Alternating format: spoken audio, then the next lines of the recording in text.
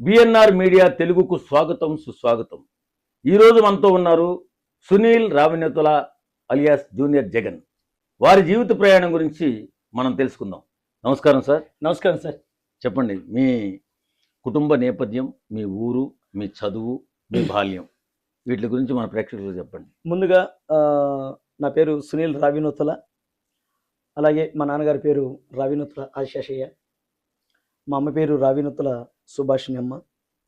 మేము ముగ్గురు అన్నదమ్ములని, శివాజీ, సుమన్, సునీల్. సో అనుకోకుండా మా అన్నయ్య మా నాన్న ఇద్దరు చనిపోయారు. ఇక మా అమ్మ, మా బ్రదరు, నేను. మా బ్రదర్ కూడా మ్యారేజ్ అయి ఆయన లైఫ్ ఆయన చూసుకుంటున్నారు. ఇక నాను వచ్చేతలకే మా అమ్మగారి సంరక్షణలోనే పెరిగాను. నాన్నగారు ఏం చేసేవారు? నాన్నగారిది ప్రకాశం జిల్లా రావినతుల, అమ్మది నెల్లూరు. ఇద్దరు డ్రామా ఆర్టిస్టులు, స్టేజ్ ఆర్టిస్టులు. ఇద్దరు లవ్ మ్యారేజ్ చేసుకున్నారు.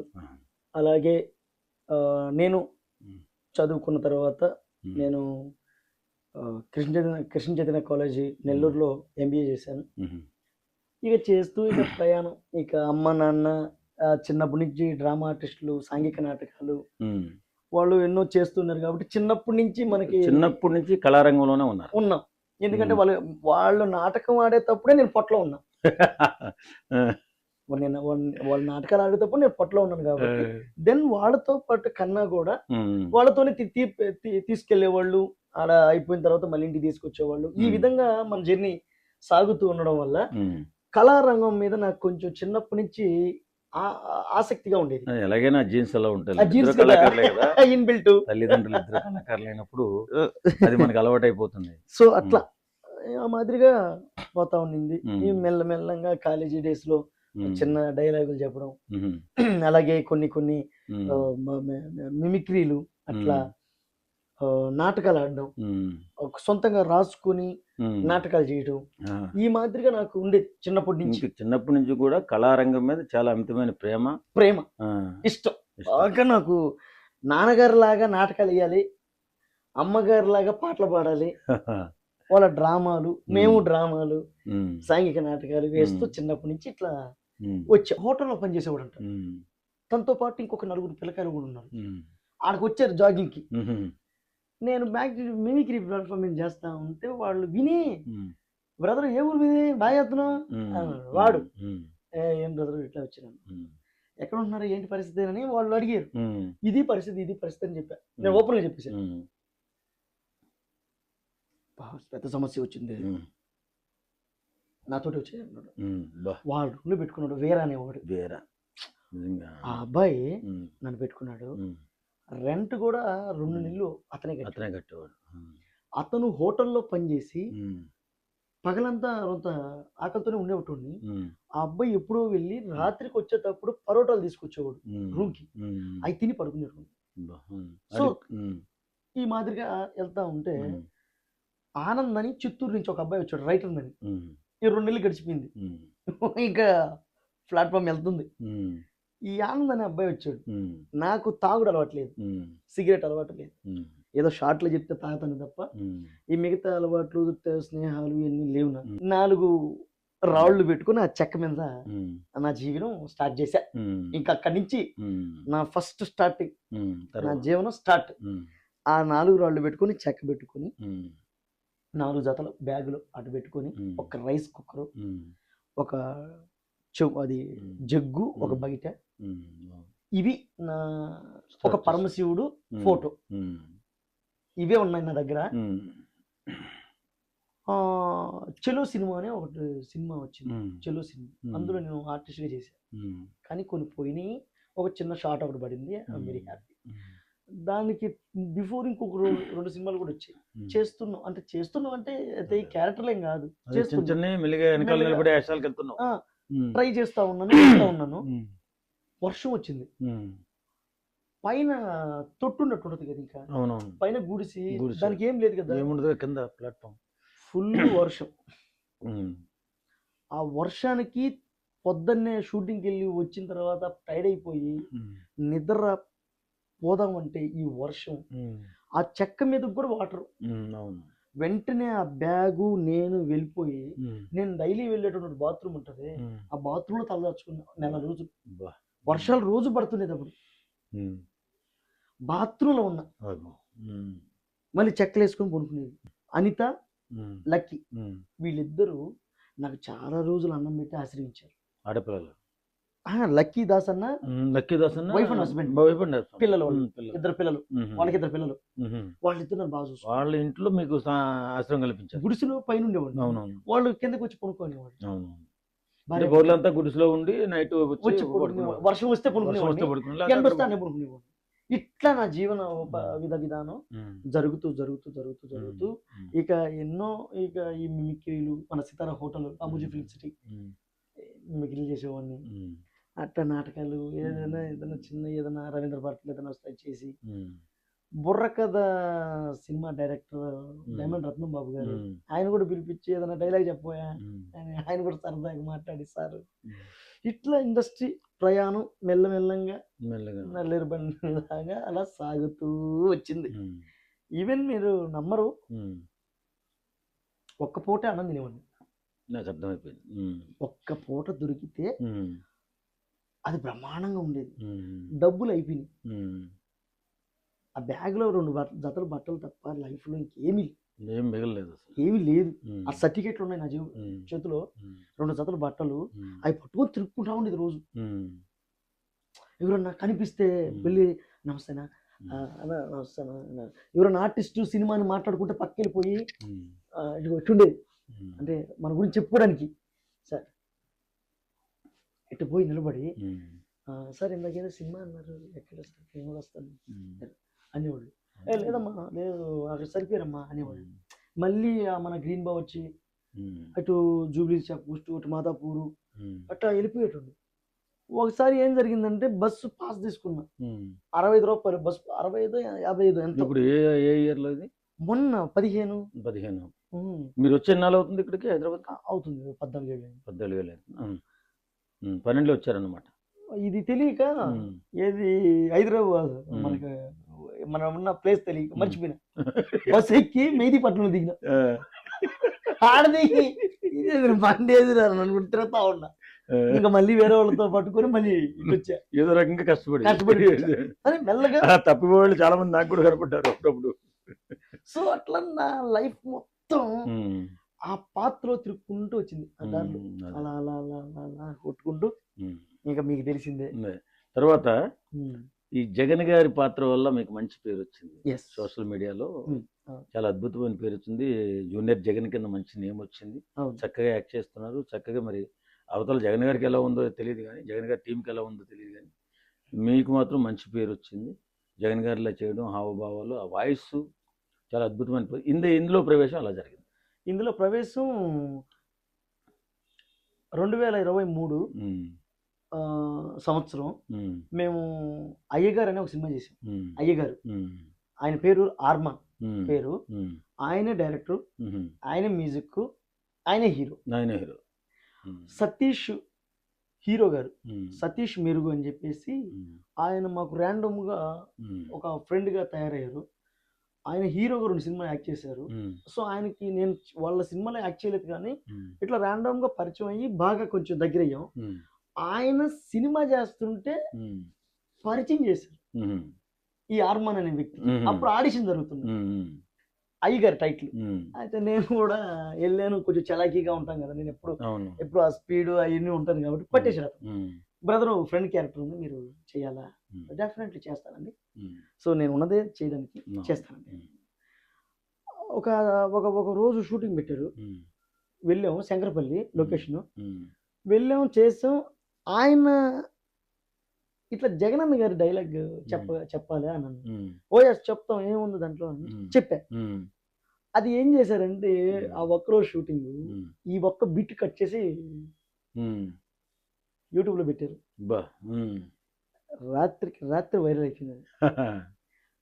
ఆ అయ్యగారు సినిమా డైరెక్టర్ గారు ఆ వీడియోని ఇక వాళ్ళ స్నేహితులలో అందరికి షేర్ చేసాడు. అట్లా ఈ శరత్ గారు అని చెప్పేసి ఆయనకి కూడా షేర్ చేశారు, వాళ్ళ ఫ్రెండ్ అన్నమాట. సో ఆయన ఇట్లా చూసి అదే టైంలో ఈయనకి అక్కడి నుంచి పని వచ్చింది వేరే దగ్గర నుంచి. వాళ్ళు నన్ను పట్టుకున్నాడు, ఇట్లా బ్రదరు ఇట్లా నేను ఇట్లా వర్క్ ఉంది నాకు, ఇట్లా జగన్ గారి క్యారెక్టర్ నీడు, మీరు చేస్తారా అన్నాడు. 2023లో డబ్బులు ఇస్తావా అన్నాడు. ఇట్లాగే డబ్బులు ఇస్తావా అన్నాడు. ఎంత ఇస్తారు?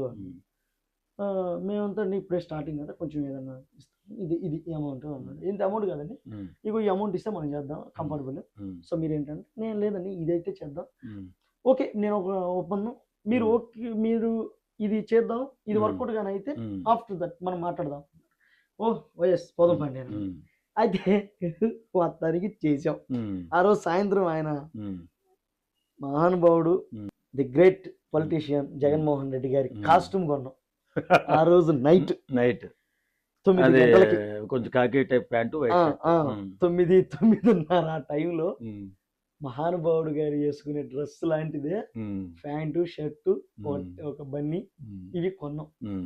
తెల్లారి షూటింగ్ చేస్తున్నాం. ఒక 6 వీడియోలు చిత్రీకరించాం. 6 వీడియోలు చేసేసి మేము వెళ్ళిపోయాం. ఆయన ఇటు అయిపోయాడు, అంత అయిపోయింది. నేను తెల్లారి ఇంటికి పోవాలి నెల్లూరుకి, మా అమ్మగారికి హెల్త్ ఇష్యూ అయితే. నేను పోతుంటే ఈ శనివారం సాయంత్రం సింహపూర్ ట్రైన్ ఎక్కా, ఫోన్ కొట్టేశారు, నా ఫోను నొక్కేశారు, దొబ్బేశారు. వాళ్ళు కూడా ఉంటారు మరి, అసలే దరిద్రంలో ఉంటే ఆ దరిద్రానికి తగ్గట్టు ఫోన్ కొట్టేశారు. నేను ఏం చేయాలి అని. ఆ తర్వాత వాడు సికింద్రాబాద్ దగ్గర ఒక కళ్ళజోడు షాప్ ఒకటి ఉంది, ఆ కార్నర్ లో, ఇటు పోయేటప్పుడు కార్నర్ లో ఉంటుంది. మా అమ్మగారికి కొంచెం అద్దాలు లేరా, కొంచెం రిఫ్లెక్ట్ ఎక్కువ అవుతుంది, ఏదైనా కొంచెం మంచి అన్నది. అక్కడ నేను క్యూఆర్ కోడ్ స్కాన్ చేశాను గురుగారు. వాడు నన్ను అక్కడి నుంచే ఫాలో చేసినప్పుడు నేను సింహపూర్ బండికి వచ్చా, అదే వచ్చిన తర్వాత నారాయణాద్రి అనుకుంటా, నారాయణాద్రి ఏదో సంథింగ్ ఎక్కి అందరితో ఎక్కుతామంటే ఫోన్ చేశాడు. తీసేసిన మరు క్షణంలోనే వాడు నా యూనియన్ బ్యాంక్ లో డబ్బులు ఉంటే ఒక 5,000 రూపాయలు వాడు ట్రాన్స్ఫర్ చేసుకో. అదృష్టం ఏంటంటే నాకు ఇంకొక అకౌంట్ ఉంది కోటక్ బ్యాంక్, అందులో 3,000 రూపాయలు ఉన్నాయి, ఇందులో 5,000, అందులో 3,000 రూపాయలు ఉంటే 5,000 నొక్కేశాడు, 3,000 ఉన్నాయి. వెంటనే అదృష్టం ఏంటంటే పర్సు నా జోబులో ఉంది, బ్యాగ్ లో పెట్టుకోలేదు, అక్కడ పెట్టుకొని తీసుకెళ్ళి ఆ 3,000 తీసుకున్నా. ఇంకా అక్కడి నుంచి విరమించుకొని ఇంటికి వచ్చిన. నాకు మొదటి నుంచి నేను ఇండస్ట్రీకి వచ్చాక గణపతి కాంప్లెక్స్ అనే ఏరియాకి నేను టచ్ అయిన తర్వాత ఒక ఫుల్ సపోర్ట్ గా రమణ అని ఆయన మ్యూజిక్ చేస్తుండేవాడు ఇంత ముందు, ఆపేశాడు. వాళ్ళ ఇంట్లో డైరెక్ట్ గా వెళ్ళి అన్నం తినేసి చేతులు కడుక్కొని వెళ్ళిపోతా, అంత స్వతంత్రం. సో రెంట్కి డబ్బులు తక్కువైనా రమణన్న ఇచ్చేవాడు. ఎప్పుడైనా నేను నిరుత్సాహంగా నా వల్ల కాదన్నప్పుడు ఆయన ధైర్యం చెప్పేవాడు, డబ్బులు ఇచ్చేవాడు, అన్ని చేసేవాడు. ఆయన ఇంటికి పోయి ఆయన చెప్పిన, అన్న ఫోన్ కొట్టేశారన్నా అంటే, మరి ఇప్పుడు ఏం చేద్దాం, నా దగ్గర కూడా కొంచెం అమౌంట్ తక్కువ అది ఇదని ఉన్నాడు. అన్న వైఫ్ ఎప్పుడో మైక్రోమాక్స్ ఆ బీరో పైన వేసిందంట, అది ఇచ్చింది, పాత ఫోన్. ఆ రోజు సండే అయినా రిలయన్స్ ఉంది, జియో, నా ఫోన్ నెంబరు తీసుకొని గురుగారు అందులో వేసుకొని దానికి లబ్బర్లు వేసి ఛార్జింగ్ పెడితే ఒకసారి దిగిపోయేది, బ్యాటరీకి దానికి పెట్టేసి బస్ ట్రైన్ ఎక్కా, మొత్తానికి మళ్ళీ ట్రైన్ ఎక్కా. మళ్ళీ కరెక్ట్ గా సికింద్రాబాద్ స్టార్ట్ అయ్యి 1 గంట తర్వాత ఫోన్ వచ్చింది, ప్రవీణ్ కేక్ కావాలి, ఆయన కెమెరామెన్. నెల్లూరులో బహిర్భూమి అనే సినిమా, నోయల్ గారు హీరో. ఎక్కడ పోయావు సునీలు, నోయల్ గారి హీరో, బహిర్భూమి అనే సినిమా చేస్తున్నాం మన నెల్లూరులో, తొందరగా ఎక్కడ ఉన్నావు అన్న, నేను వస్తున్నాను. వెంటనే నేను ట్రైన్ లో ఉండగానే 10,000 అమౌంట్ వేసేసాడు. ఓం నమ శివాయ, 10,000 కొట్టాడు. అన్న ఇవి అడ్వాన్స్ ఉంచుకో అన్నాడు. వెళ్ళాను, అయిపోయింది, వెళ్ళాను. 3 రోజుల తర్వాత షూటింగ్ జరుగుతా ఉంది, ఎవరు నోయల్ గారితో డైలాగ్ చెప్పుకుంటున్నాం, అయిపోతుంది, ఆహా నవ్వుకుంటున్నాం, అంతా నెల్లూరు వాళ్ళు అక్కడ వాళ్ళు వచ్చి తమ్ముడు బలి చేస్తున్నామా అన్నారు. ఇంకా కొంతమంది ఏం చేశారంటే,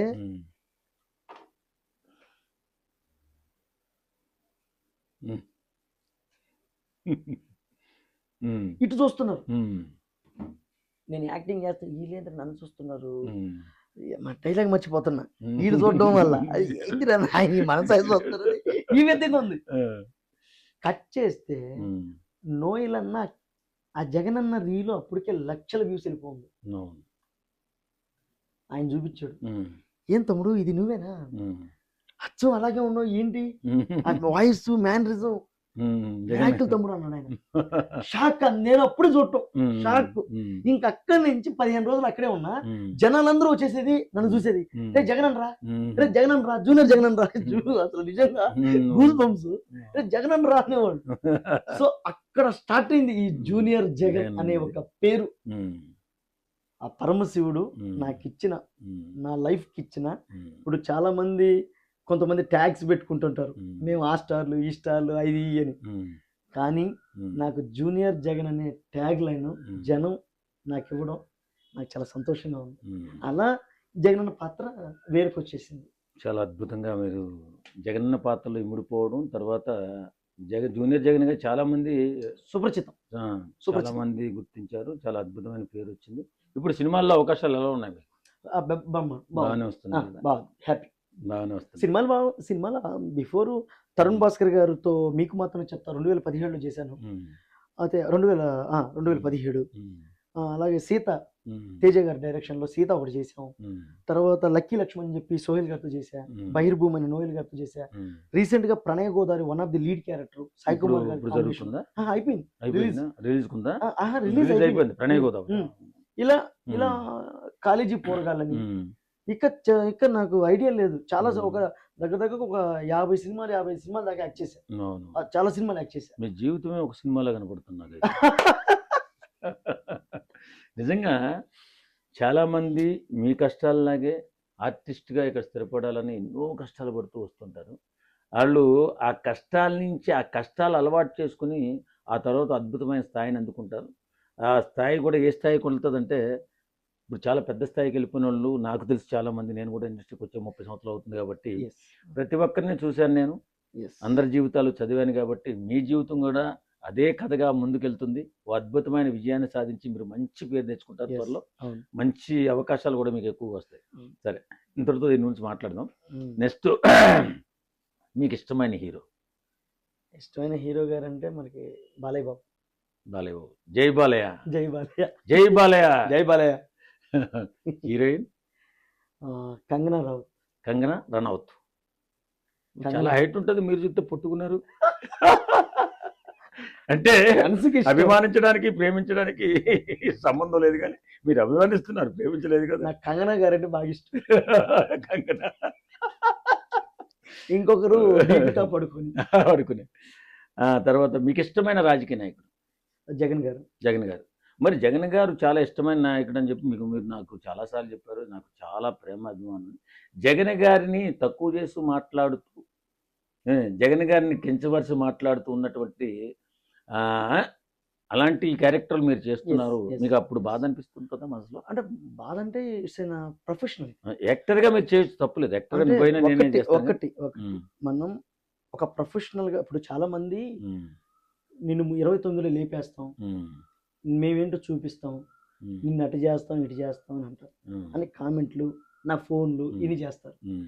అయితే వాళ్ళందరికీ కూడా ఈ ఇంటర్వ్యూ ద్వారా నేనేం చెప్పదలుచుకున్నానంటే, ఒక ప్రొఫెషనల్, నాకు వృత్తి, నా వృత్తి నా ఈ యాక్టింగ్. అవును. సో నేను దాంట్లో వచ్చిన పాత్రని నేను చేయాలి, తప్పదు. ఆ క్యారెక్టర్ మీరు సరిపోయారు కాబట్టి మీతో చేపిస్తున్నారు. అలా చెప్పారు కదా, చెప్పారు కదా, ఇంకోటి చేస్తాడు తర్వాత. నేను అనేది ఏంటంటే, నా వృత్తి అది. అవును, వృత్తి. దాన్ని నేను ప్రేమిస్తాను, దాన్ని నేను చేస్తాను.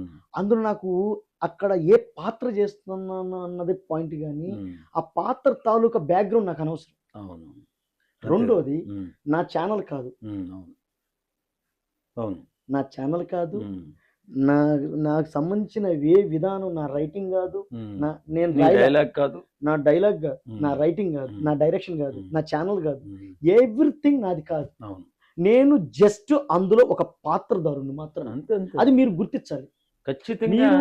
నేను చెప్పేది ఏంటంటే డెఫినెట్లీ చెప్తున్నా, ఉమ్, నేను ఒక పాత్రధారుడుగా గుర్తించండి, ఉమ్, అంతే తప్ప దానికి సంబంధించి నేను ఇట్లా ఏది చేస్తున్నానని మీరు అనుకోవద్దు. ఉమ్. జగన్ గారు అంటే మాకు ఇష్టమే, అవును. మీకంటే ఇంకా ఇప్పుడు అభిమానం మాకు ఇష్టం. కళాకారుడు, మీరు కళాకారుడిని అది నాకు- పాత్ర చేయకూడదని ఎవరు చెప్పకూడదు. నాకు ఉమ్. నిజానికి నేను జగన్ గారి పాత్ర కంటే చంద్రబాబు గారి పాత్ర ఇంకా బాగా చేస్తాను. కాకపోతే ఆయన వాయిస్ కూడా నాకు బాగా ఇష్టం. అవునవును చెప్పారు కదా voice. చెప్పాను కదా. అవును. సో నేను అంటే పాత్రని చూడాలి ఎవరైనా. అవును.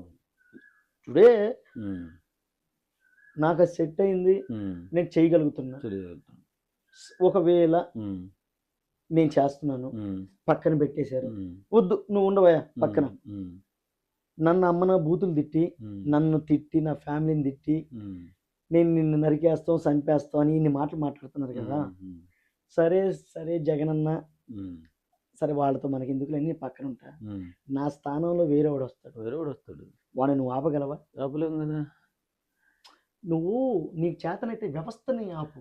కొంతమంది ఏంటంటే అహంకారంతో, తెలివి తక్కువతనంతో మాట్లాడుతూ ఉంటారు. ఎందుకంటే ఇప్పుడు ఆ పాత్రధారికి స్వభావాన్ని గుర్తించలేక ఆ, మనం ఒక కళాకారులుగా ఉన్నప్పుడు రామారావు గారి కింద చేసిన వాళ్ళు ఉన్నారు, కాదు చిరంజీవి గారి యాక్టర్, చంద్రబాబు నాయుడు గారి క్యారెక్టర్ చేసిన వాళ్ళు ఉన్నారు. సార్ ఇండస్ట్రీలో ఎవ్రీబడి, ఇండస్ట్రీలో ఎవరో ఒకరిని ఇమిటేట్ చేయకుండా వచ్చిన యాక్టర్ నాకు తెలిసి ఎవరు లేదు. ఎవరు లేరు, ఇది వాస్తవం. నాకు అదృష్టం కొద్దీ, నా పూర్వజన్మ సుకృతం, మా అమ్మ నాన్న నాకు ఇచ్చిన వరం, పరమశివుడు నాకు ఇచ్చిన గొప్ప అవకాశం, the great legend chief minister Rajasekhara Reddy గారి కొడుకు జగన్మోహన్ రెడ్డి అన్న గారి పాత్ర నాకు రావడం నా పూర్వజన్మ సుకృతం.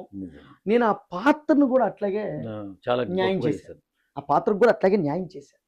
నేను ఆగిపోయినా కూడా వేరే వాళ్ళు వస్తే వాళ్ళని మీరు ఏం చేస్తారు? ఛానల్ ఆపు. దాని గురించి మనం పట్టించుకోవాల్సిన దాని పెద్దోళ్ళు ఎవరైతే ఉన్నారో దాన్ని ఆపు. మనం ఏం చేస్తాం? మనం ఏం చేయాలి? ఆపడానికి ఒకరినొకరు ఎవరు ఆపలేరండి. ఇప్పుడు ఏంటంటే రాజకీయాలలో కొంతమందిని మీరు నన్ను కొట్టారంటే నేను డిఫెన్స్ చేసుకోవాలి. అవునవును. నేను మిమ్మల్ని కొట్టినప్పుడు మీరు డిఫెన్స్ చేసుకోవాలి. అవును. రాజకీయ ఎత్తుగడలు, రాజకీయంలో పైకి రావాలనుకున్నటువంటి వాళ్ళు ఎవరైనా సినిమాలో కానీ, ఇండస్ట్రీలో కానీ, అలాగే బిజినెస్ లో కానీ డిఫెన్స్. ఇప్పుడు టాటా షేర్స్ ఉన్నాయి, టాటా ఉంది, అలాగే మహేంద్ర ఉంది, ఇప్పుడు అలాగే రిలయన్స్ ఉంది. వీళ్ళల్లో కాంపిటీషన్ ఉండవా? ఉంటాయి కదా. రాజకీయం కూడా అంతే.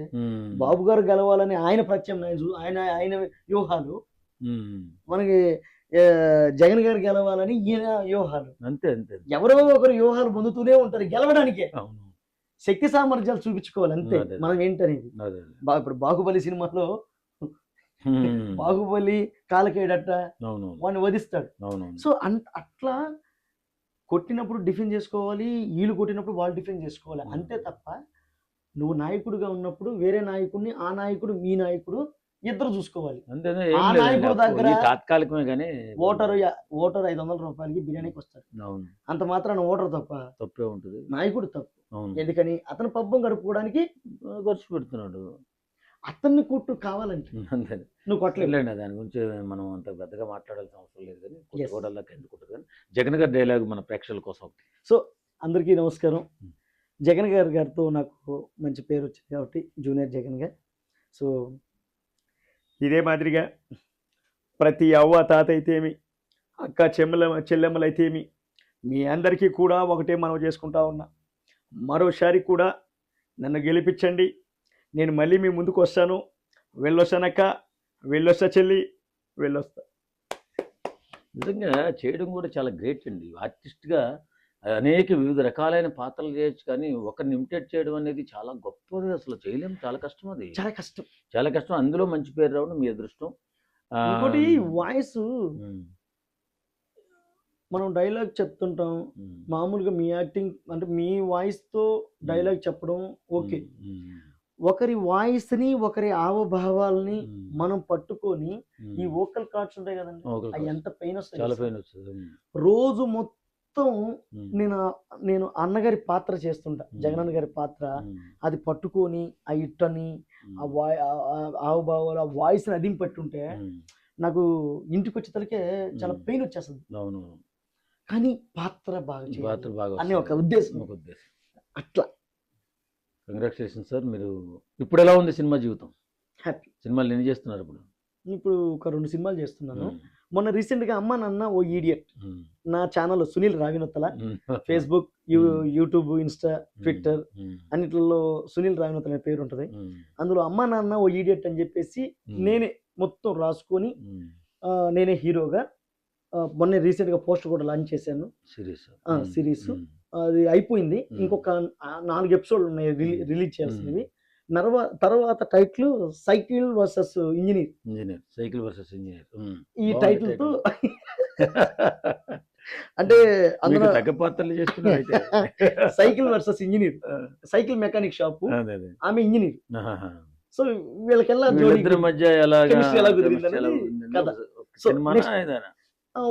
అనుకుంటున్నా ఒక 1 hour series, 1 hour cinema. Care of మళ్ళీ సింగనగూడెం 2 సినిమాలు సినిమా.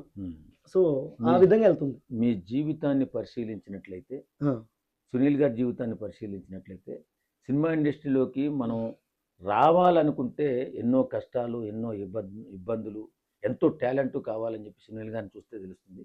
సునీల్ గారు, మీరు మన చాలా మంది యువకులు హైదరాబాద్ రావాలని, మీరు వచ్చినట్టే హైదరాబాద్ రావాలని, హైదరాబాద్ వచ్చి సినిమా రంగంలో కానీ టీవీ రంగంలో కానీ స్థిరపడాలని, మంచి పేరు సంపాదించుకోవాలని ఎన్నో కళ్ళలు కానీ కొత్త వాళ్ళు ఎన్నో కళ్ళలు కానీ ఇంటికాడ ఎన్ని ఇబ్బందులున్నా ఇంటికాడ కొంతమంది చెప్పకుండా వస్తారు. కొంతమంది ఏమో చెప్పు వచ్చినా ఇబ్బంది పడుతూ, తల్లిదండ్రులు చెప్పకుండా చాలా నానా ఇబ్బందులు పడుతూ ఇక్కడ గడుపుతూ ఉంటారు. అయితే కొత్తగా సినిమా ఇండస్ట్రీ కొద్దాము అనుకునేటట్టు యువతకి మీరేం చెప్తారు? నేను ఒకప్పుడు కొత్తగా వచ్చానని చెప్తాను. కొత్తగా రావడం కాదు, ఎలా సాధించాము. మీరు కొత్తగానే వచ్చారు, అందరూ కొత్తగానే వస్తారు.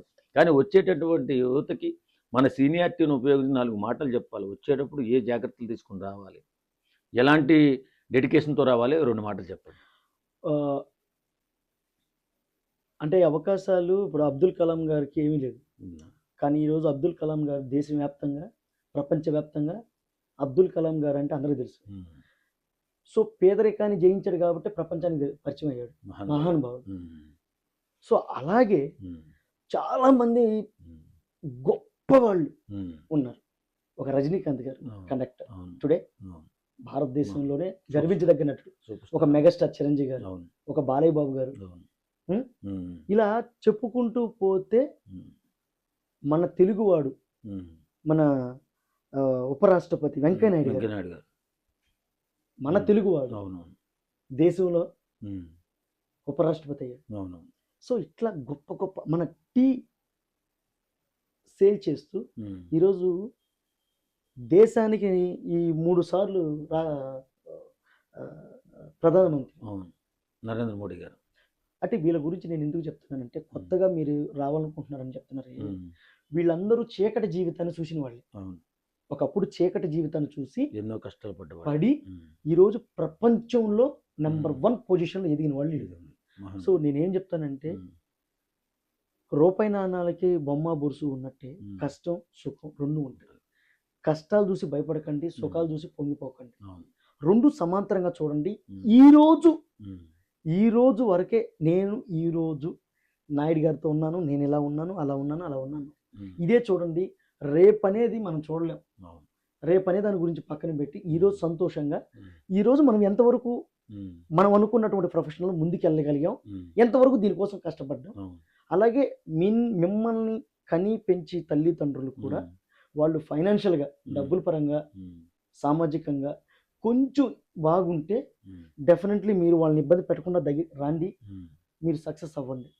వాళ్ళని ఇబ్బంది పెట్టి అలాగే ఒకవేళ పెళ్ళైపోయి పిల్లకాయలుండి ఆడమనిషి ఇంటికాడున్నా, అదే భార్య, అలాంటి వాళ్ళని వదిలేసి నేను ఏదో సాధిస్తానని ఇక్కడికి వచ్చి ఎలా ఉంటుందంటే పసిఫిక్ మహాసముద్రంలో గుండు సూది వేసి ఎతికినట్టు ఇండస్ట్రీ. అవకాశం రాదు, దొరకదు. ఇంకొక విషయం ఏంటంటే, ఆ గుండు సూది వేసినటువంటి ఆ ప్లేస్ను కూడా కనిపెట్టలేవు. నీ గుండు సూది కాదు, ఆ ప్లేస్ను కూడా కనిపెట్టలేవు. సో అమితమైనటువంటి నాకు ఇష్టమైన నటుల్లో ఇంకొకరు కోట శ్రీనివాసరావు గారు చనిపోయారు. పెద్ద ఆయన, నాకు చాలా ఇష్టం, మహానుభావుడు. గుమ్మడికాయ అంత టాలెంట్ సరిపోదు, ఆవగింజంత అదృష్టం కావాలి అనేవాళ్ళు ఈరోజు చాలా తక్కువ మందికి అవకాశం దొరుకుతుంది.